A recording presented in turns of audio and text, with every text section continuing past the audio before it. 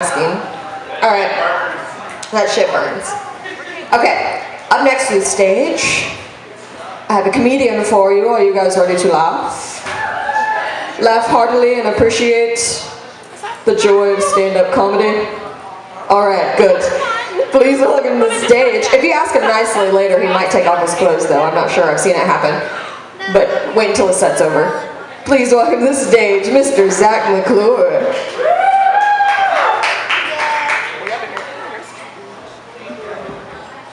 Man, it's going to be tough following old Noddy. It's going to take some courage for you guys just to listen to a boring, hairy, fat guy talk about some stuff for a minute. I was thinking about it the other day. You guys remember when you stopped believing in Santa Claus and the Easter Bunny? Remember when that happened? He's not real? No, oh, come on. He isn't. I did that. I went through that whole process. It was quite painful, but I was kind of ready for it because I stopped believing in Jesus first, so it kind of made it easier. Yeah, I mean, and the reason why is because that guy never got me shit. He never got me anything, you know? Santa Claus and the Easter Bunny were busy getting me stuff every year to remind me they existed. You know, Jesus, nothing. Nothing. Oh, I'm sorry. He got me eternal salvation. One time. I didn't even ask for it, you know? I wanted a Ferrari. Anyway, people are always like, Zach, Jesus died for your sins. And I'm like, shit. I can't accept that. I didn't give him anything. So I have to go to Dirty Santa that year and I re-gift it. I'm like, no, the salvation's for me and Jesus. Now, we both pitched in and got it for you. It's good forever. So, just redeem that when you must. So I was driving down the road the other day. Something weird happened to me. I was driving down the road and I saw what could have only been a pile of trash or a dead bum. And I was thinking about it. Regardless of what it was, I didn't stop. I just kind of kept going, you know? But I was thinking, if that was a dead bum, that'd be like a really good advertisement for living bums, you know? They just hang out by the corpse and they're like, see? We're really dying here. Help us out. Your apathy has dire consequences. We're dying, you know? So like, I started kind of feeling bad, you know? Like I'm not doing enough to help them out. So what I've been doing lately is driving around and killing as many bums as I can. Yeah. And I'm leaving their bodies scattered around busy intersections and crowded on-ramps. These people are dying, folks. We need to get the message out there. They're dying. All right. So I was at the Looney Bin a couple weeks ago, like about a month ago, and Looney Bin! Woo! I was there and I was about to do a set or whatever, and I went to the bathroom first, and in the men's room, the urinal on the far right side, I'm peeing there, and this thing's been there for 6 months, but I noticed it again. There's a booger on the wall, like 2 feet above the fucking urinal, and I'm just staring at it, you know? And like it's been there for 6 months.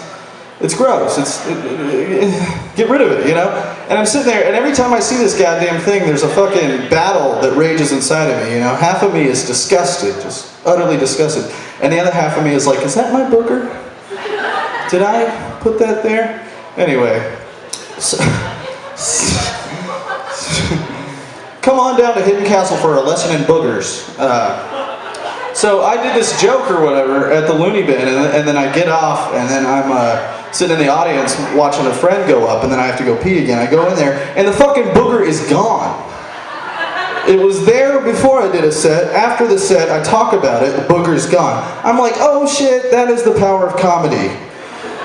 If you don't like some shit, you fucking get a mic, and you get on a stage, and you talk about it, and that shit will be changed. It's fucking beautiful. So the next week I went there and started talking about how shitty the nachos were. I'm like, yo, they need some pulled beef or something. They're a little lackluster, you know what I'm saying? And I got kicked out. It was stupid. Jeremy Westbrook has a whole nother theory on this booger thing. He's a comedian that's here. He'll be coming up later tonight. He told me, he's like, Zach, they didn't clean the booger because you went on stage. He's like, what happened was you have a super fan who heard your booger joke and they went in the bathroom to collect the evidence. And they put it in between clear masking tape and they want you to autograph it. And I was like, whoa, that's disgusting. I'd much rather believe the first one, that I have the power to change things with comedy. So, anyway. I don't know why that ended like a story or something, some kind of sad. So that's why my mother has cancer. I'm gonna go. Anyway, do you guys think, am I running out of time? Am I just go, okay. You guys, scratch offs, right? These things, you know what they are? Scratch offs? What's the deal with them only coming in solid dollar amounts? You know what I mean? $2, $4. You need a third example? $6. You know, if I had it my way, they'd have $3.75 tickets. You know, you give them $4, you get a quarterback to scratch it off with, you know? It's like the people selling these fucking things just count on the people buying them to have at least one crack nail. The guy behind the counter is like, here you go, buddy. By the amount of scabs on your face, it looks like you're pretty good at picking and scratching. So, pick me a winner, pal. And they never win. That's the joke. And they never win. The end. I'm gonna start doing that on all my jokes.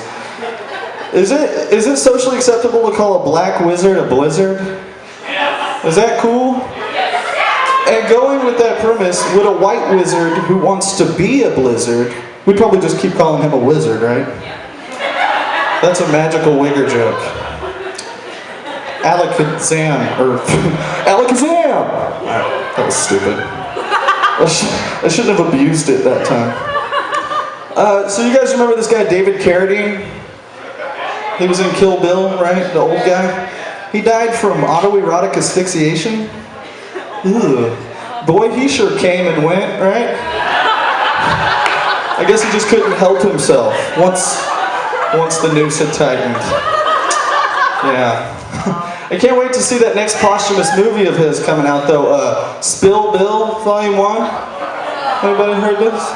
Yeah, watch out for it. It's coming to a face near you. So, watch it. No, I'm just kidding. But seriously, I think they are releasing a new movie with him. It was called Die Hard.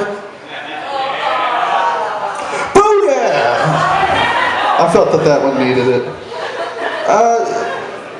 So, in the Bible, people who can't walk are called lame. That's kind of fucked up. Just because a guy's not mobile. No.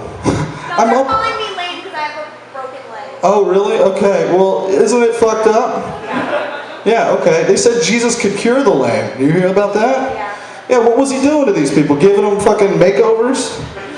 He's like, here you go, Jeff. You're pretty lame. Here's some Guess jeans and Birkenstocks. Yeah, no, take up thine mat and walk on with thine bad self. And Jeff's like, oh, thanks, Jesus. I'm no longer lame. I'm pretty sure that's in Ecclesiastes. You might want to check. I got one more joke, and it's not really a joke, it's kind of a plea for help, but have you guys noticed that there are more churches in Oklahoma than schools? Yes. Isn't that kind of fucked up? What's going on with that? I, for one, am pretty pissed off about it. You guys kind of sound pissed off, you know? Why haven't we done anything? I'll tell you why. It's due to the limitations of our educational system. We have no idea what to do. So we all just keep praying. Because that's been fucking working. Right? Okay. I should have ended on the dance move, shouldn't I? Anyway, my point is, fuck Jesus and learn stuff. Alright. Misty Snatch, here she comes.